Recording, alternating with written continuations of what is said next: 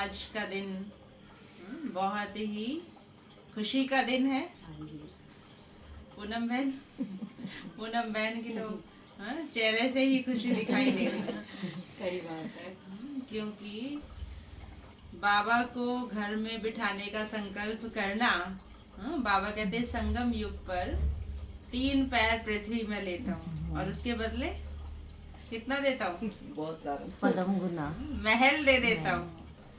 सतयुग के महल बाबा कहते हैं आप फिक्स कर लेते हो, क्योंकि भगवान को घर में बिठाना कोई साधारण बात नहीं है। बाबा कहते हैं मैं हर किसी के पास भी नहीं बैठता हूँ, ये भी बहुत ऊंचा भाग्य है। महान भाग्यशाली आत्माएं होती हैं जो बाबा को अपने घर में, दिल में तो सब बिठाते हैं लेकिन घर में लोगों की जगह नहीं होती है। लेकिन बाबा कहते यहाँ बाबा को बिठाना मतलब 21 जन्मों के लिए। इसलिए सुदामा का गायन है ना, उसने सिर्फ एक चावल मुट्ठी दी और बदले में महल मिल गए। तो ये संगम युग का ही गायन है हमारा। यहाँ पर बाबा के बच्चे जिस घर में आकर के बैठे, इतनी प्योर वाइब्रेशन, क्योंकि देखते हैं ना जितने योगी तपस्वी आत्माओं के कदम पड़ते हैं, भक्ति में देखो कदमों का बड़ा महत्व है। इसलिए क्या कहते हैं, लक्ष्मी जी के दिवाली पर खास लक्ष्मी जी के कदम रखते हैं घर में, क्योंकि बाबा भी हमें कहते हैं तुम्हारे एक एक कदम में पदम समाया हुआ है। और दुनिया के ब्राह्मण तो सब नाम के ब्राह्मण हैं, नाम भले ब्राह्मण है लेकिन कर्म कैसे हो गए हैं, शूद्र पने के, खान पान भी शूद्र पने का है, आसुरी संस्कार है, तो वो सिर्फ नामधारी ब्राह्मण है। लेकिन हम बच्चे कर्म के भी ब्राह्मण हैं, नाम से भी और कर्म से भी। तो बाबा कहते तुम बच्चे संगम युग पर बिल्कुल पवित्र योगी बन जाते हो, तो तुम्हारे हर कदम में पदम समाया हुआ है। और जहाँ इतने सारे ब्राह्मण आए तो वहाँ की उस धरनी की ही वाइब्रेशन कितनी शुद्ध हो जाती है ना। और बाबा का खास शिव जयंती का चारों तरफ हम देख रहे हैं, पूरे विश्व में लहर फैल रही है। तो शिव जयंती के उत्सव पर आज यहाँ पर भी हम ये बाबा की क्लास शुरू करने जा रहे हैं। खुशी है ना सभी को? बाबा की पाठशाला जहाँ बहुत बच्चे आकर के अपना, नए बच्चे भी आकर के अपना भाग्य बनाएंगे, है ना। तो इसलिए इस बात की खुशी हम सभी को है। और सारे नेहरू नगर में भी, अभी तो मैंने देखो पहले ही, अभी शुरू भी नहीं हुआ लेकिन मैंने पैम्फलेट में पहले ही पूनम बहन का नाम डाल दिया कि यहाँ पर क्लास शुरू हो रही है हमारी। तो इसलिए जिसको भी ये पर्चा मिलेगा नेहरू नगर में, तो वो उनको एक ठिकाना मिल गया ना, बाबा का घर मिला। सभी ढूंढते हैं चारों तरफ कि नेहरू नगर में कहाँ जाएं, गीता पाठशाला कहाँ है, तो अभी उनको भी एक ठिकाना मिल जाएगा। तो इसलिए आज शिव जयंती के उत्सव पर सभी को बहुत बहुत दिल से मुबारक हो, बधाइयाँ हो। और पूनम बहन, रमेश भाई को भी बहुत बहुत शुभकामनाएं। बाबा की तरफ से बहुत सारी ब्लेसिंग्स आप लोगों की। दीदी सबसे ज्यादा थैंक यू आपका। Thank you Baba, thank you आप सबका। नहीं, सबसे ज्यादा थैंक यू सभी का थैंक्स। आपका। तो आज बाबा के इस शिव जयंती के उत्सव पर हम बाबा का झंडा भी लहराएंगे। भोग तो लगा, बाबा का भोग, बाबा को पहली बार यहाँ भोग स्वीकार कराया गया है ना। तो इसलिए अभी हम झंडा भी लहराएंगे। और आज शिव जयंती के दिन क्या संकल्प करेंगे, तो संकल्प करेंगे। बाबा ने इस बार की मुरली में विशेष ये इशारा दिया, व्यर्थ संकल्पों को समर्पण कर दो, व्यर्थ नहीं सोचना है। और हमारा स्लोगन सभी को याद है, कम बोलो, धीरे बोलो, मीठा बोलो और आगे 3 तो है ही, चौथा सोच कर बोलो। तो चारों ही बातों को याद रखते हुए हम अपने संकल्पों पर भी ब्रेक, पावरफुल ब्रेक जैसे गाड़ी में अगर पावरफुल ब्रेक नहीं होता है तो एक्सीडेंट होने का खतरा होता है ना, ब्रेक पावरफुल चाहिए। तो ऐसे ही बाबा ने हमें मन के संकल्पों को पावरफुल ब्रेक, एकदम स्टॉप कहा माना स्टॉप। जितना समय जहाँ चाहे जैसे चाहे हम मन को लगाना वहाँ हम लगा सकें, ये होता है कंट्रोलिंग पावर, रूलिंग पावर।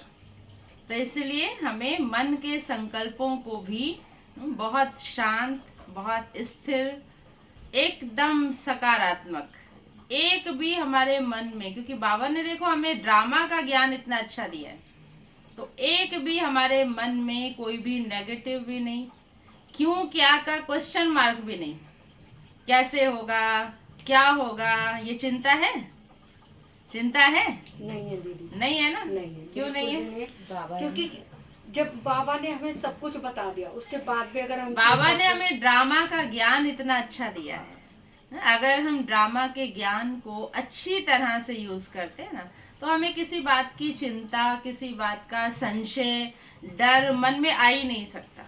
बाबा बैठा है और ड्रामा कल्याणकारी है। भगवान संगम पर हमारा साथी बना है, तो बाबा कहते हैं तुम्हारे ऊपर मैंने बृहस्पति की दशा बिठाई है। आज बृहस्पतिवार का दिन, तो इसलिए बाबा कहते हैं तुम्हारे ऊपर कोई भी काम देखो करते हैं ना, खास बृहस्पतिवार के दिन करते हैं, गुरुवार के दिन करते हैं। चाहे स्कूल में बच्चों को बिठाना हो, या कोई भी घर का उद्घाटन कराना हो, या कुछ भी शुभ काम करना हो, ऐसे तो मुहूर्त निकाल के करते हैं, लेकिन बृहस्पतिवार का दिन, गुरुवार का जो दिन होता है, वो अपने आप में ही एक शुभ मुहूर्त होता है, किसी से पूछने की जरूरत नहीं है। गुरुवार के दिन से आप शुरू करो, वो सफल होता है कार्य। तो बाबा ने तो हमारे ऊपर ही बृहस्पति की दशा बिठा दी है, तो इसलिए हमारा कुछ भी अकल्याण हो ही नहीं सकता। तो जब हम इतना निश्चय से, निश्चय बुद्धि होकर के चलते हैं, तो हमारे मन में डाउट, संशय या कोई भी उल्टी बातें आ ही नहीं सकती हैं। बाबा इसलिए कहते हैं निश्चय बुद्धि विजयंती, संशय बुद्धि विनिश्यंती। 1% भी संशय आना, मतलब हम किस पर संशय कर रहे हैं? भगवान पर, जो सर्वशक्तिवान है, हम उस पर संशय करें नहीं। हाँ, हमारे हर कर्म में सफलता समाई हुई है। बाबा ने हमें सफलता का जन्म सिद्ध अधिकार दे दिया है। बाबा ने कहा आप जब से बाबा के बने हो, तो आपका जन्म सिद्ध अधिकार, बर्थ राइट है सफलता। तो हर कर्म में बाबा कहते सफलता है ही, होगी या नहीं होगी ये क्वेश्चन ही नहीं है। और ड्रामा एक्यूरेट है, जब जो काम जिस समय होना है वो हो जाएगा, चिंता किस बात की। हम सोचते हैं ना, बच्चों की शादी हो जाए, इसकी नौकरी लग जाए, उसका फलाना हो जाए, सब कुछ ड्रामा में फिक्स है प्लान। आप कितनी भी कोशिश कर लो वो नहीं होगा, और जब बिना कोशिश किए भी जब होना होगा ना, वो फटाफट 2-3 दिन के अंदर ही कहते हैं ना सब कुछ बना हुआ है, सब कुछ बना हुआ है प्लान भगवान का, ये ईश्वरीय प्लान है। तो हमें उस पर भरोसा होना चाहिए। बाबा बैठा है, इतना हम निश्चय बुद्धि होके जाए, हम क्यों चिंता करें। जैसे लौकिक में भी होता है ना, माँ बाप बैठे हो, सर पे बच्चों को चिंता होती है क्या? नहीं होती दीदी। क्या होगा, कैसे कमाना है, कैसे खाना है, हाँ समर्थ चिंता होती है क्या? कहाँ से दाल रोटी आएगी, कहाँ से पढ़ाई के पैसे आएंगे। पापा बैठे हैं, मम्मी बैठी है ना, वो कमा रहे हैं, चाहे वो कैसे भी कमाए, ओवर टाइम करे, है ना, रात को भी जाग कर भी काम करें, लेकिन बच्चे को चिंता नहीं होती, उसकी सारी डिमांड पूरी होती है। तो ऐसे इतना निश्चय हमें बाबा पे होना चाहिए। वो बैठा है ना, परम पिता परमात्मा, परम शिक्षक, रक्षक हमारा बैठा है, तो चिंता हम क्यों करें। तो इसलिए कहते हैं सब सौंप दो प्यारे प्रभु को, तो सब सरल हो जाएगा। चिंता तभी होती है जब हम अपने ऊपर बोझा लेके बैठे रहते हैं, मुझे करना है, मेरी जिम्मेवारी है, मेरे बिना घर कैसे चलेगा। आप 4-5 दिन गायब होके देख लो, कोई पूछेगा भी नहीं आपको। सही बात है। दुनिया ऐसी है, चाहे बच्चे हैं चाहे सब मतलब के लिए पूछते हैं। 4-5 दिन भी आप गायब हो जाओ, सबके बगैर सब कुछ चलता है, सबके बिना सब कुछ चलता है। ये हमारा भ्रम है जो हम सोचते हैं मेरे बिना घर कैसे चलेगा।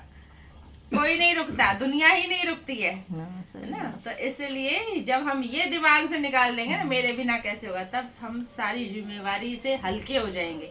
बंधन हम खुद बना करके रखते हैं, भगवान ने तो प्यारे संबंध बना के हमें दिए हैं। ये सब हमारे सुंदर संबंध हैं, चाहे माता पिता का है, चाहे बच्चे का है, चाहे सास ससुर, जो भी है हमारे संबंध, ये सुंदर संबंध के रूप में आप देखो।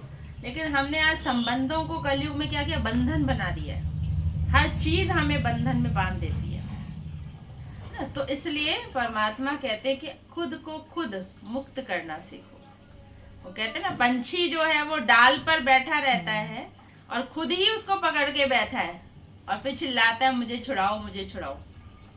पकड़ा तो खुद हुआ है ना, खुद छोड़ो तो छोड़ो। तो ऐसे ही बाबा कहते हैं कि बंधन भी हमने खुद, हमारे ही मन के बंधन है, कोई शरीर से ही बंधन नहीं है, कोई आपको बांध के कोई कमरे में नहीं रखेगा, लेकिन हमारे मन के बंधन बहुत ज्यादा है, मन की रस्सियां बहुत ज्यादा है जो हमने खुद ही बनाई हैं।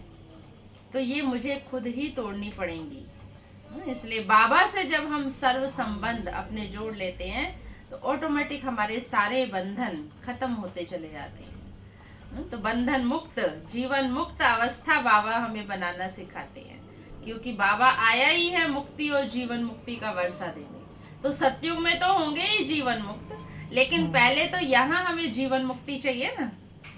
तो जीवन में रहते भी, जीवन मुक्ति मतलब ये नहीं कि शरीर ही छूट जाए, जीवन मुक्ति मतलब जीवन में रहते भी हम सब बंधनों से न्यारे हों, खुशी से जीवन जीना। एक है काट रहे हैं, बस चल रहे हैं, लेकिन एक है हम उमंग उत्साह में, खुशी में हैं। जो कल की मुरली में बाबा ने इतना अच्छा सुनाया, याद है कल की बात? उमंग उत्साह का प्रेशर आपका कम नहीं होना चाहिए। मुझे तो बहुत अच्छी सच्ची बात लगी। बाबा की कोई भी बात आप पकड़ लो ना, कोई भी मुरली की एक पॉइंट ही आप पकड़ लो और उसको पूरा दिन आप सोचो, आपको वैसे ही उड़ते रहोगे खुशी में। मैं तो कल से इतनी अच्छी रट गई है पॉइंट बाबा की। उमंग उत्साह का प्रेशर कम नहीं होना चाहिए, कुछ भी हो जाए। गुब्बारे में फूला होता है ना, एकदम प्रेशर भरा होता है, उमंग उत्साह तो ऐसे गुब्बारे की तरह फूले रहो खुशी में। फुस नहीं होना चाहिए, सोडा वाटर नहीं होना चाहिए, है ना, हमेशा उमंग उत्साह। और फिर ये भी होता है कि कहा जाता है जैसी दृष्टि वैसी सृष्टि। हम दुनिया को किस नजर से देखते हैं, हमारी दृष्टि जैसी होगी ना वैसे हमें सब दिखाई देंगे।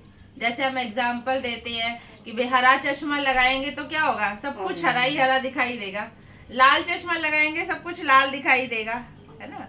तो जैसा हमारा नजरिया वैसी हमें सारी दुनिया दिखाई देगी। तो इस पर एक बहुत सुंदर कहानी है कि एक बार 4 व्यक्ति, अलग अलग प्रोफेशन वाले 4 व्यक्ति जा रहे थे एक जंगल में। वो इकट्ठे हुए जंगल में, एक पेड़ के नीचे थके हारे बैठ गए। उनमें से एक वो व्यक्ति था जो घर से बहुत परेशान, डिस्टर्ब होके आया था। उसने सोचा चलो थोड़ा बाहर चलता हूँ, दुनिया से दूर, शांति, जंगल में चलता हूँ। दूसरा व्यक्ति एक बहुत अच्छा सिंगर था जो गीत गाता था। तीसरा व्यक्ति एक बहुत अच्छा डांसर था, डांस करता था। और चौथा व्यक्ति एक साधु महात्मा था, सन्यासी था। तो 4 अलग अलग तरह के व्यक्ति थे। तो वो जंगल में जा रहे थे। जंगल में एक पेड़ के नीचे बैठे, बहुत तेज तूफान आने शुरू हो गए, बहुत तेज हवा चल रही थी, आंधी की तरह तूफान चल रहा है। अब जो परेशान व्यक्ति था उसने देखा पत्ते बहुत तेज तेज लहरा रहे हैं, इतना तेज तूफान चल रहा है। पर वो व्यक्ति कहता है कहीं भी दुनिया में शांति नहीं है। घर में जाओ, बच्चे बीवी चिक चिक चिक चिक, बाहर आओ, ये पेड़ भी इतना शोर मचा रहा है, ये पंछी भी इतने चिल्ला रहे हैं, शोर मचा रहे हैं, कहीं दुनिया में शांति नहीं है। दूसरा जो व्यक्ति था वो एक म्यूजिक वाला म्यूजिशियन था। उसने कहा, उसने देखा अरे वाह ये तो कितना सुंदर धुन निकल रही है, म्यूजिक बज रहा है, चिड़ियों की चहचहाट उसे खुश कर रही है, बैकग्राउंड म्यूजिक जैसे होता है, पत्तों की छन छन आवाज। कहते ये तो कितना सुंदर, पेड़ भी गीत गा रहा है। तीसरा जो था वो नृत्यकार था। उसने कहा ये तो डालियां भी लहर रही हैं, डांस कर रही हैं, ये तो प्रकृति भी डांस कर रही है, पेड़ उनको पत्तों को देख करके वो खुश हो रहा है, क्योंकि वो एक नृत्यकार था। उसके मन की भावना देखो कैसी थी। जो साधु था उसने देखा कि पत्ते टूट करके झड़ रहे हैं, तो वो सन्यासी वैरागी था। उसने कहा भगवान हम भी ऐसे ही एक दिन इस डाली से टूट करके चले जाएंगे, ये एक एक पत्ता टूट रहा है, भगवान के सुंदर वृक्ष जो है, मनुष्य सृष्टि का वृक्ष है, बहुत सुंदर सुंदर हम सब पत्ते हैं, और पत्ते जब पतझड़ में मुरझा जाते हैं, बूढ़े हो जाते हैं, सूख जाते हैं, तो झड़ जाते हैं। तो हम भी एक दिन संसार से ऐसे ही चले जाएंगे। तो कहने का भाव, दृश्य एक ही है, लेकिन 4 व्यक्ति उसको अलग अलग नजरिए से देखते हैं। तो ऐसे ही हमारे मन की अवस्था होती है कि दृश्य एक ही होता है, लेकिन हम उसको किस भाव से देख रहे हैं, वो मेरे मन की अवस्था है। इसलिए बाबा हमेशा कहते हैं आपकी स्वस्थिति मजबूत होनी चाहिए। परिस्थिति अलग हो सकती है, कैसी भी भयानक हो सकती है, लेकिन स्वस्थिति मेरी ऐसी मजबूत हो जो परिस्थिति का उस पर असर ना हो। तो सोचने का नजरिया बाबा हमें, हमारा तरीका बदल देते हैं, हमारी दृष्टि ही पहले बदल देते हैं। बाबा ने पहले ही हमें कहा आत्मिक दृष्टि रखो। हर एक को आत्मा की नजर से जब हम देखेंगे तो क्या दिखाई देगा? आत्मा की नजर से देखेंगे तो क्या दिखाई देगा? आत्मा के गुण दिखाई देंगे, आत्मा की विशेषताएं दिखाई देंगी। जब हम देह की नजर से देखते हैं ना, फलाना ऐसा है, ये ऐसा है, ये काला है, ये गोरा है, ये मोटा, ये पतला, ये ऐसे संस्कार से, देह को देखने से ही सारी दिमाग में अलग अलग बातें आती हैं, नेगेटिव उनकी कमियां भी दिखाई देती हैं। लेकिन जब हम देखेंगे ये तो बहुत सुंदर चमकता हुआ सितारा है, ये शिव बाबा की, परमात्मा की संतान है, और तो हमें उस आत्मा के गुण दिखाई देंगे। इसलिए बाबा हमें रोज ये कहते हैं, अभ्यास कराते हैं कि बच्चे अपने को आत्मा समझो, औरों को भी आत्मा रूप में देखो, बिंदु रूप में देखो। तो ये अभ्यास जो गीता का पहला पाठ भी है और अंत में ये अभ्यास काम आएगा, जो बाबा कहते हैं नष्टो मोहा स्मृतिर्लब्धा, गीता का 18वां अध्याय। तो नष्टो मोहा भी कैसे बनेंगे? जब पहला अभ्यास हमारा पक्का होगा। देह, देह के संबंध, देह के पदार्थ, देह की चीजें, देह का संसार, ये सब देह से रिलेटेड है। और मैं हूं ही आत्मा, ये देह है ही नहीं, तो ये सारी चीजें भी नहीं, तो मोह कहाँ जाएगा? मोह कोई में होगा ही नहीं। घर में रहते बाबा ने कहा प्यार से रहो। प्यार और मोह में अंतर होता है, थोड़ा सा ही अंतर है, ज्यादा भी नहीं। हमें पता ही नहीं चलता कि हमारा मोह है इसके साथ या प्यार है। प्यार में हमें सब अच्छे लगते हैं, सब मेरे है ना, सब परिवार है। मोह एक विशेष पर्सन के प्रति अटैचमेंट, खास उसके लिए, वो होता है मोह। प्यार तो सबके साथ है। आप देखो एक नर्स है, वो नर्स जो है वो पेशेंट की बहुत अच्छे से सेवा करती है, उसके दवाई का ध्यान रखती है, उसके खाने का ध्यान रखती है, उसके एक्सरसाइज सब कुछ उसको कराती है, लेकिन उसका मोह नहीं होता है। ठीक करा और ड्यूटी करा, हाँ, उसका काम हो गया ना, प्रोफेसर। तो ऐसे ही घर में रहते ही बाबा क्या कहते हैं, ये सब मेरे बच्चे हैं, तुम्हारे नहीं है। तुम्हें मैंने ड्यूटी दी है इनको संभालने के लिए, इनकी पालना करने के लिए, लेकिन तुम क्या करते हो? फंस जाते, ये मेरा बेटा, ये मेरी बेटी, ये मेरा, जो मेरा मेरा करते रहते हैं ना, यही दुख का कारण है। वो कुछ गलत करेगा तो दुख हमें होगा, पड़ोसी का बच्चा कुछ गलत करेगा तो होगा क्या दुख? थोड़ा सहानुभूति दिखा देंगे, लेकिन दिल से तो नहीं होगा ना, क्योंकि जहाँ मेरापन है वहाँ दुख। और बाबा यही बलि चढ़ाने के लिए कहते हैं। शिवरात्रि पर बाबा कहते हैं मैं और मेरा, ये दोनों बलि चढ़ा दो। सच्ची शिवरात्रि तो तभी कहेंगे ना, बाकी स्थूल चीजों की बलि तो हम बहुत समय से चढ़ाते आए, अर्पण करते आए, लेकिन बाबा कहते हैं सच्चे परवाने बनो, खुद को फिदा कर दो। भगवान उससे प्रसन्न होता है, चीजों से प्रसन्न नहीं होता। शिवरात्रि की एक कथा है कि एक जो है एक भगत था और एक चोर था। तो भगत भी रोज मंदिर जाता था, चोर भी रोज मंदिर जाता था, लेकिन वो जाता था चोरी के ख्याल से, कोई चढ़ावा चढ़ेगा तो मैं उठा के ले आऊंगा, वो चोरी के ख्याल से जाता था। भगत भी जाता था। अब भगत जो है एक दिन आया बहुत तेज तूफान बारिश, भगत ने सोचा आज तो बहुत तेज बारिश है, आज नहीं जाता हूँ, कल चला जाऊंगा। भगत तो बैठ गया। चोर ने कहा तो बहुत अच्छा मौका है चोरी करने का, कोई होगा ही नहीं, आज तो मुझे खाली मिलेगा, मुझे मौका ढूंढने की भी जरूरत नहीं है। वो उस दिन भी चला गया। उसने देखा शिवलिंग के ऊपर क्या सुंदर सोने का घंटा टंगा हुआ है, लेकिन हाइट इतनी ऊंची है, क्या करे, कोई तो था नहीं, ना पुजारी है ना कुछ, मंदिर खाली है। आज तो इस घंटे को ही चोरी करके ले जाऊंगा, एक ही सोने का घंटा मिल गया तो मेरी तो किस्मत खुल जाएगी। अब वो सोच रहा है अब क्या करूं, कहीं से डंडा लाऊं, ये वो तो बहुत ऊंचा। शिवलिंग इतना ऊंचा, उसने क्या किया, शिवलिंग के ऊपर ही चढ़ गया। जोर था उसको थोड़ी भागना नहीं, वो शिवलिंग के ऊपर चढ़ गया और उतार लिया घंटा। जैसे उतरा तेज, वो कहानी तेज प्रकाश। हाँ, प्रकाश, चारों तरफ रोशनी हुई और शिव जी ने दर्शन दिए उसको। तो डर गया, तो उसने कहा मांग क्या मांगने को, तो वो डर गया। उसने कहा मैं तो चोरी करने आया हूँ, मैं तो चोर हूँ, भगवान मुझे माफ कर दो। उसने कहा भगवान मुझे माफ कर दो, मैं तो चोरी करने आया था। तो उसने कहा नहीं, असली भगत तो ही है मेरा, वो तो नाम का भगत है। जो थोड़ी सी बारिश हुई घर बैठ गया, वो तो नाम का भगत है।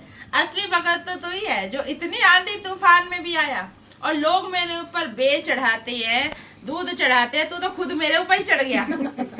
तूने खुद को ही मेरे ऊपर अर्पण कर दिया, तो तेरे से सच्चा भगत तो कोई है ही नहीं। तो भगवान भी क्या कहते हैं, सिर्फ हाथ की बलि चढ़ा दी, कोई गर्दन की बलि चढ़ा दी, कोई उंगली काट के चढ़ा दी, कोई कुछ चढ़ा दिया, ये सब बलि स्वीकार नहीं करते हैं। ये तो सब स्थूल टेम्परेरी चीजें हैं। परमात्मा कहते हैं सर्वस्व समर्पण। कहते हैं तन भी तेरा, मन भी तेरा, धन भी तेरा, क्या लागे मेरा। और फिर सारा दिन क्या करते हैं, मेरा मेरा मेरा मेरा मेरा, बच्चे मेरे। लेकिन दिल से बाबा कहते मेरा। और कल या शायद आज की मुरली में था ना, बाबा ने कहा कि अगर तुम बाबा को देते हो कुछ भी, बाबा के निमित्त अगर तुम यज्ञ में कुछ भी देते हो, तो तुम कभी खाली भूखे नहीं मर सकते। ब्रह्मा बाबा ने सब कुछ, हाँ ब्रह्मा बाबा ने सब कुछ अर्पण किया, तो बाबा कोई भूखा मरा क्या। तो ये हमारी गलत फहमी है कि हम पहले बच्चों का पालन पोषण कर लें। आज हम शादियों में कितना खर्चा कर देते हैं, कितना खर्चा कर देते हैं, और जब बाबा का कोई प्रोग्राम होना होता है तो हमारी दिल कितनी छोटी हो जाती है, मेरे पास है ही नहीं, कितना दिल छोटी हो जाती है। अरे भगवान जो देने वाला है उसको देंगे तो और डबल करके देगा वो, और वो जो दे रहा है ना शादियों में रिश्ता, वो सब जीरो, उसका कोई रिटर्न नहीं मिलना आपको। इसलिए बाबा क्या कहते हैं, पतितों को दान करते या पतितों से लेन देन करते खाली हो गए हो। आज हम थोड़ा सा छोटा सा बच्चों का बर्थडे मनाते हैं, कितना हम सेलिब्रेशन करते हैं, कितना खाना पीना, गिफ्ट्स, ये वो, और हमारे बाबा की जयंती, शिव बाबा का बर्थडे, उसके लिए हम क्या कर रहे हैं। तो इसीलिए दिल से बाबा कहते हैं कभी भी खुटता नहीं है, वो दाता है, वो लेता है कुछ नहीं है। ये नहीं सोच रहे वो ले लेगा, वो देने वाला है, दाता है, सब कुछ देगा, भरपूर करके देगा। और इसके तो गायन इतना हम सुनते हैं भक्ति में भी, प्रतिदिन से दुगना तो बाबा सेंटर पे ही हमें दे देते हैं, हम तो कुछ भी नहीं दे पाते। अभी झांकियों के प्रोग्रामों में देख लो लोग कितना कितना दान करते, किसी के बाबा खुद हमारी सेवा करते हैं। कल इतना इसलिए बाबा कहते हैं सब कुछ सर्वस्व समर्पण, सर्वस्व स्वाहा।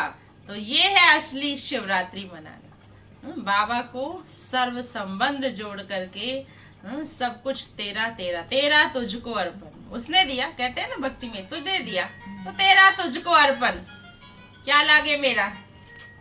लेकिन सिर्फ भक्ति की तरह में वो गाना नहीं है, प्रैक्टिकल करना है उसको। तो इसलिए सब कुछ बाबा को सौंपते हुए, सर्व समर्पित करते हुए हम सभी सही मायनों में शिवरात्रि मनाते हैं। भगत सिर्फ मनाते हैं, लेकिन हम प्रैक्टिकली उस पर चलने वाले हैं। बाबा की जो श्रीमत है, जो आज्ञा है, हम उसको पूरा पूरा फॉलो करने वाले हैं। तो इसलिए ये शुद्ध संकल्प रखते हुए हम सच्ची शिव जयंती मनाएंगे। बाबा का ध्वज भी आज घर में लहराएंगे। और बाबा का झंडा कोई साधारण झंडा नहीं होता है। बाबा का झंडा जिस घर के ऊपर हो, वो छत्र छाया का काम करता है। वो सर्व नेगेटिव बुराइयों से दूर रखता है, हर चीज विघ्न को विनाश करने का कार्य करता है। तो इसलिए ये कोई साधारण झंडा नहीं है, बस ऐसे लगा दिया और लहरा लिया, है ना। तो इसलिए आज बहुत ही भाग्यशाली घर है जो बाबा का झंडा आज बन गए। यहाँ पर विशेष गुरुवार के दिन, बाबा के दिन, हम सभी मिलकर के लहराएंगे। ओम शांति।